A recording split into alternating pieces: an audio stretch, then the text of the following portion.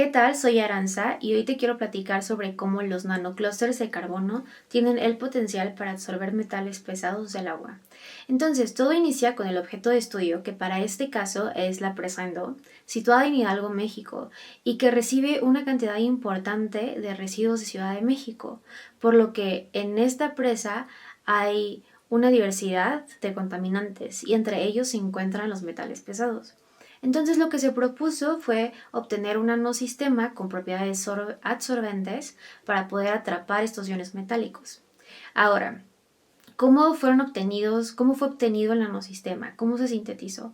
Pues primeramente el precursor para los nanoclústeres de carbón fue el polvo de cebolla, y ese polvo de cebolla es súper rico en ácido fólico. Si revisamos o recordamos la estructura molecular del ácido fólico, podemos encontrar grupos de anillos o de anillos aromáticos.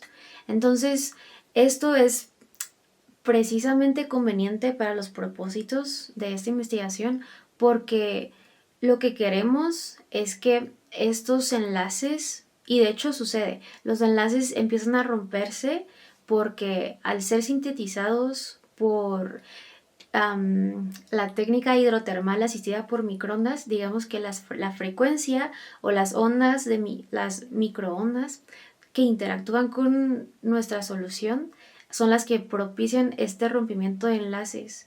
Y debido a que nuestro solvente es básico, entonces lo que pasa es que no permite que totalmente se rompan estos enlaces, sino que inicie la nucleación.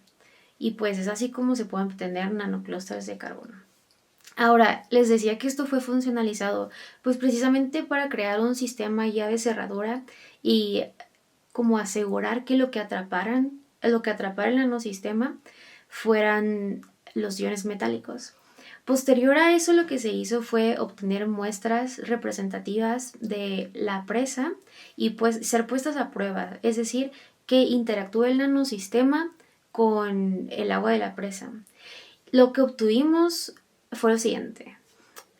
Ustedes pueden observar una imagen de SEM y lo que fue caracterizado ahí fueron los puntos, los nanoclústeres de carbono. Entonces, estos nanoclústeres se aglomeraron y se puede observar que no hay un tamaño uniforme de partícula, o sea, hablando de toda la muestra, ¿no? Se realizó también el análisis de distribución para poder conocer cuál es el tamaño promedio, y el tamaño promedio va de los 27 nanómetros a los 28, sabe, como más menos 0.7 nanómetros. Se cree que esto está muy relacionado con las condiciones en las que se conservaron las muestras. Y bueno, estos puntos de carbono que ya fueron funcionalizados después fueron caracterizados por FTIR para poder conocer cuáles eran los grupos funcionales presentes y pues asegurar que sí hubieran sido funcionalizados correctamente. Entonces, en el espectro de FTIR, el primero, podemos observar los grupos característicos, que tenemos enlaces doble enlace carbono-carbono o enlace carbono-nitrógeno o grupos carbonilo, que son los más representativos. Después podemos ver un espectro de FTIR que compara la interacción.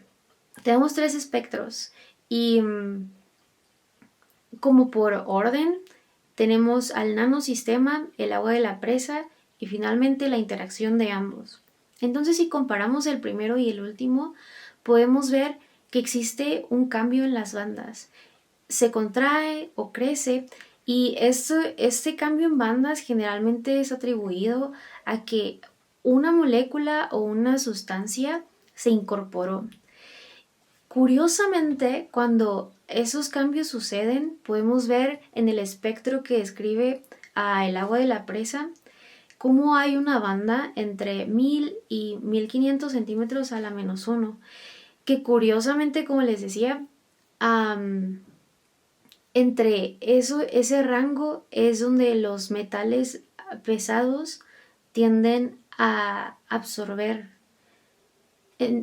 Entonces es muy interesante porque aunque no estamos completamente seguros de cuál es, como a qué es atribuido esa banda, específicamente en ese punto, en ese número de onda, se tiene la sospecha de que está muy relacionado, de que lo que se atrapó sí es un metal pesado, sí son iones metálicos.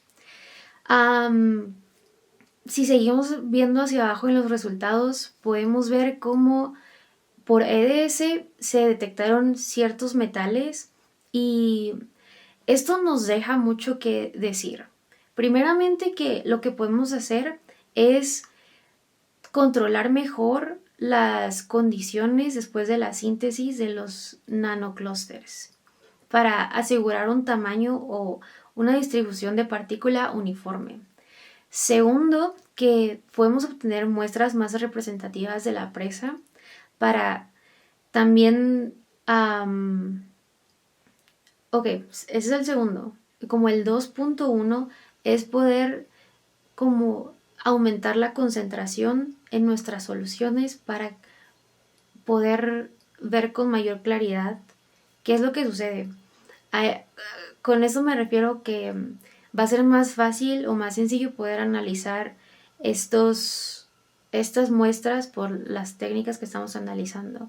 Y tercero es poder analizar el agua de la presa por técnicas que nos den más información y no solamente el agua de la presa, sino también el nanosistema, conocer por qué se comporta como se comporta. Y esto es todo. Creo que hay mucho camino por delante y estoy abierta a dudas o comentarios. Entonces, muchas gracias.